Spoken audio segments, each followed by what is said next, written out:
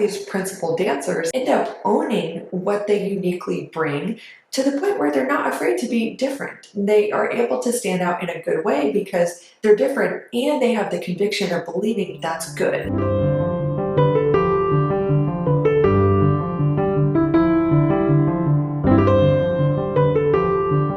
Hey there, it's Kirsten. Welcome back to the Confident Dancer YouTube channel. Today I'm going to share with you several insights I've learned from talking to some of the world's top professional dancers. Over the years, I've gotten to talk to different dancers, and also just even in my training, there were many summer intensives I went to where there would be these talkbacks where we would be able to, as students, sit and hear live interviews with professional dancers. Yeah, just over the years of getting to talk to many of them, even personally, especially as I've started my business as a mindset coach and speaker, I've learned some things that really surprised me personally. And also I realized that a lot of things that I've learned are things that definitely didn't occur to me at a younger age. So whether you are in your training pre-professionally or you are a professional dancer yourself, I just wanted to share these things I've learned, especially from talking to dancers at the soloist and principal level in many top companies even, to kind of tease out like, what is it in their mentality that makes them different, that's perhaps helped them to get to where they are. Of course, there are many, many factors in that,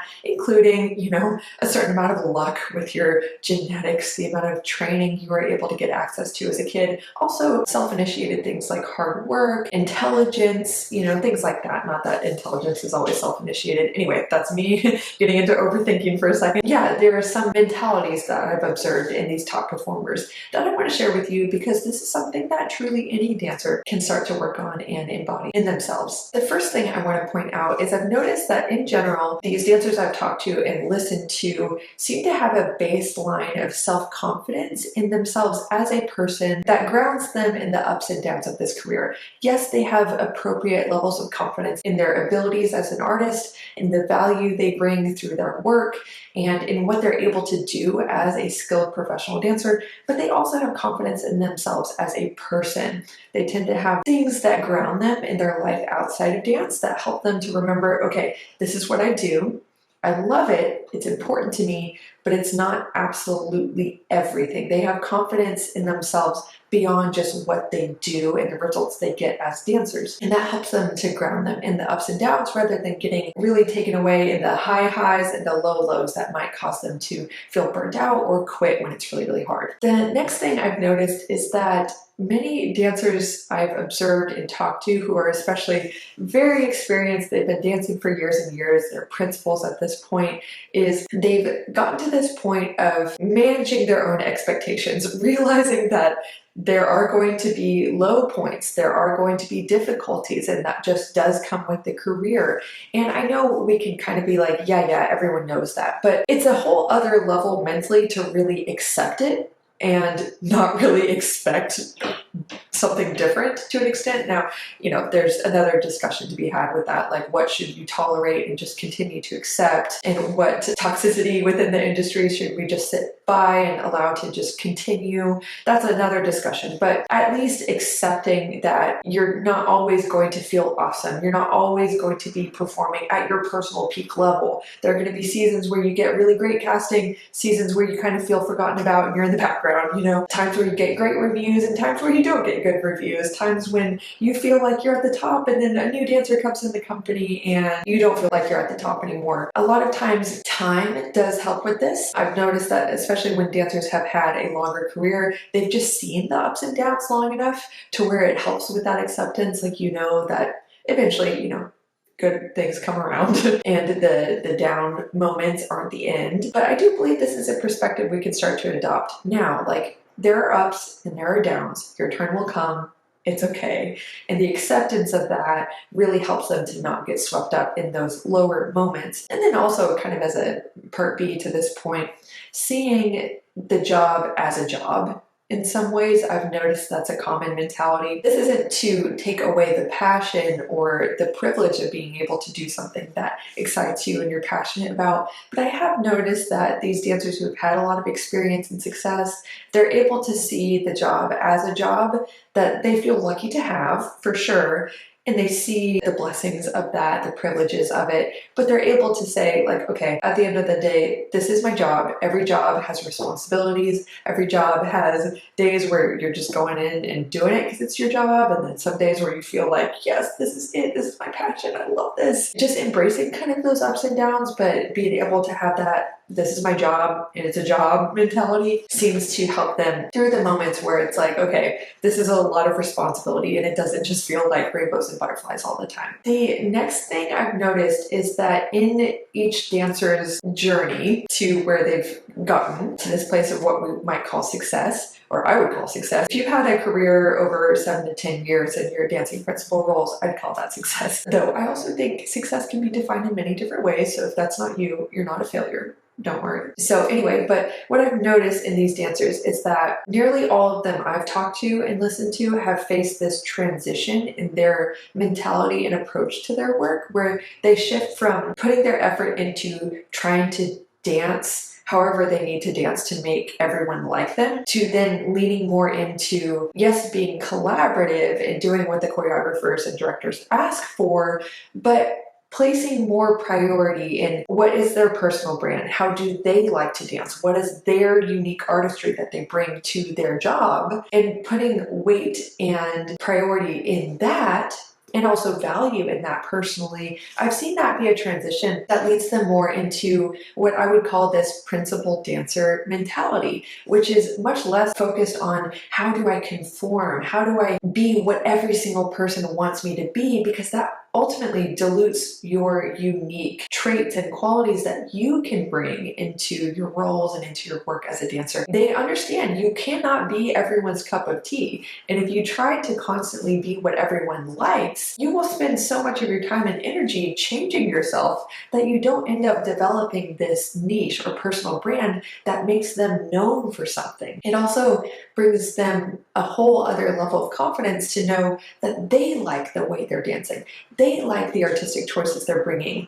And what I've noticed is that a lot of these principal dancers end up owning what they uniquely bring to the point where they're not afraid to be different. They are able to stand out in a good way because they're different and they have the conviction of believing that's good. It allows them to stand out with confidence instead of looking around like, was that okay? Do they like that? You know, it's a waste of energy a lot of times. And I totally get where that's coming from. And again, there's always a collaborative essence to the work. Like, you need to be versatile as a dancer and be able to play up certain qualities and downplay certain qualities. It's not like the goal is to say, you know, I like to move fast and you only ever perform roles that are really quick and energetic. But you know, these dancers are able to identify, how do I like to dance? What is unique to me? And what qualities can I really play up and be known for, instead of just always trying to blend in, almost with that student mentality of like, okay, how do I be what I need to be to make other people like me and approve of me, which naturally devalues your own opinion of your dancing and your own autonomy and artistic choices you want to bring into your work. Hey dancers, I hope you're really enjoying the video so far. I just want to briefly mention to you that if you've been struggling with mental blocks like perfectionism, comparison, self-doubt, or just generally noticing that your mind is causing like self-sabotaging behavior, like holding back when you're really wanting to impress or getting super nervous before a performance, in any case or in any way that that's showing up for you, if your mind is holding you back from feeling as happy and as confident as you want to be as you dance, and also if it's holding you back from performing your best consistently, then I want to invite you to consider the Confident Dancer Coaching Program, which is my signature mindset coaching program for dancers that helps you to totally do an overhaul on your mindset and learn the practical mental tools, frameworks, and techniques to build healthy, authentic confidence and really train your mind to help you perform your best consistently as a dancer. So if that's something you're really interested in, I do offer a free 30-minute consultation. So if you want to just try this out, talk through your goals and challenges and see if this work is a fit for you, I absolutely welcome you to visit the link below, visit my website, learn all about my coaching services, and book that free consultation. There is no harm and nothing to lose, so just go for it. So I hope you're enjoying the video, and let's get back into it. This kind of goes along with what I was talking about earlier, but what I've noticed is that dancers who have had a significant amount of experience realize that sometimes you get what you want, Sometimes you do not get what you want. But the times where you don't get what you want, like the roles, the validation, the contract, whatever, if you let that mean something about you every single time you get disappointed, you will become so defeated and discouraged that it will be hard to move forward. What that might look like is, instead of not getting the casting you want or the promotion you feel you deserve and letting that mean I'm a bad dancer, I'm not valued, I don't have anything to offer, maybe I'm not as good as I thought, maybe I won't have the career that I want. They understand that, art is subjective. Some people will like it, some people don't. At the end of the day, as a dancer, you are somewhat subjected to other people's subjective opinions.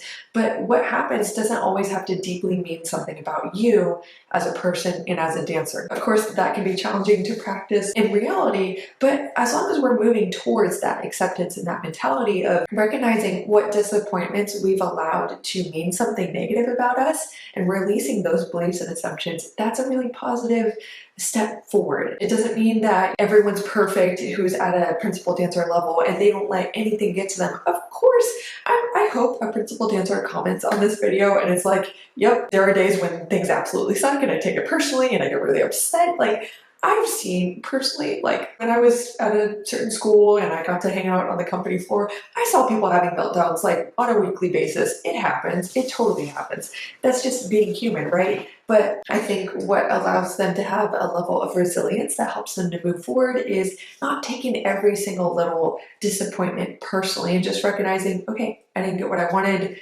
I don't like that, but it doesn't have to mean I'm a terrible dancer and I'm going nowhere. The next thing is, and I've kind of mentioned this a little bit, but these dancers who, are successful in the ways that I've mentioned previously tend to really lean into what makes them different and accept that they won't be absolutely everyone's cup of tea. They allow themselves to be different and to be known for something and to really play up their unique strengths instead of always looking at like, okay, what's wrong with me? How do I be like everyone else? What are the flaws I need to constantly focus on fixing? That's a natural part of the work. We're always improving our weak areas, but having this mentality that I will fix all my flaws and then I will be perfect and then I'll be an amazing dancer, that's kind of backwards. Like, you need to look at what you're good at and what you stand out for and really play up those strengths. That's what I learned, especially talking to Sasha De Sola from San Francisco Ballet. You could go watch the interview I did with her, I think last year. She was talking about how at one point, one of her teachers was like, Sasha, you're really good at turns. Why not be really, really good at turns? Why not focus a lot more on that and be super good at it instead of like, okay, yeah, I'm good at turns. I'm going to focus on fixing all these other things that are weak. Yes, naturally we're going to be doing that. We're going to be strengthening our weak areas, but a lot of times we kind of just stop, I think, and plateau in our areas of strength instead of making it a superpower. So I want to encourage you, like, look at the things you're pretty good at or comfortable with and ask, how can you take that to the next level and put energy in that direction? The next thing is, almost every dancer I know who has had a decently long career has had an injury that was like a make or break moment in their career, and that caused them to have a shift in mentality and approach to their training and their dancing that actually ultimately helped them to grow as a result. That was a big thing for me when I got injured. I thought, oh my gosh, this is the end. Obviously my life changed after that, but looking around the room, it did really help me in my old company to look around the room and be like, that soloist has had a knee surgery. That principal has had a broken foot, and to realize like everyone has had an injury that really altered their approach to training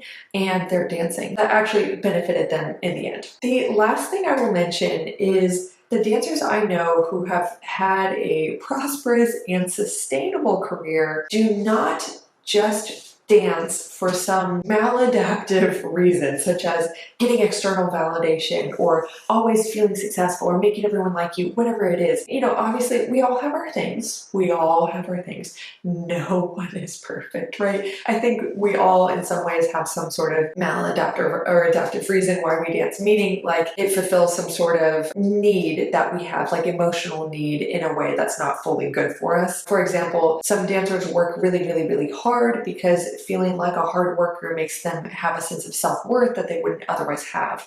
That's maladaptive. So I think it's quite normal for, especially what I've noticed in the ballet world, like everyone has some sort of, I don't want to assume, I've noticed it's very common to have a somewhat maladaptive reason why you enjoy dancing or why you're attracted to it. But in the end, the dancers who have a sustainable career and relationship with dance, they found a healthy reason why they just enjoy dancing just to dance. Like they found some part of the process that they can simply enjoy the experience of for the experience of it, not to feel worth something, not to feel validated or whatever. There's something about the career path that they would do for free. They would do if no one cared, if no one was watching, if no one said good job. Even if, yes, the good jobs and the results and the external validation, it's normal for that to be motivating. That's absolutely normal. And would anybody truly be happy, like, if they were constantly facing difficulty, if no one cared, if no one showed up to their shows? Probably not, but I hope you know what I mean. There's some part of the process of the career that they enjoy simply for the act of doing it, and that keeps them inspired and motivated rather than just being motivated to get the external validation or the results or the praise, whatever it is. So dancers, I hope that you learned some cool things from my own observations. Of course, these are just my own observations, so I would love to hear if there are any qualities that you've observed in dancers who have been successful in the way, however you're defining that, and who have had prosperous and also happy, sustainable careers. I'd love to know what qualities you've noticed in the dancers that you've seen like that. And yeah, I hope you enjoyed this video. Stay tuned for next week's video, and I'll see you then. Bye.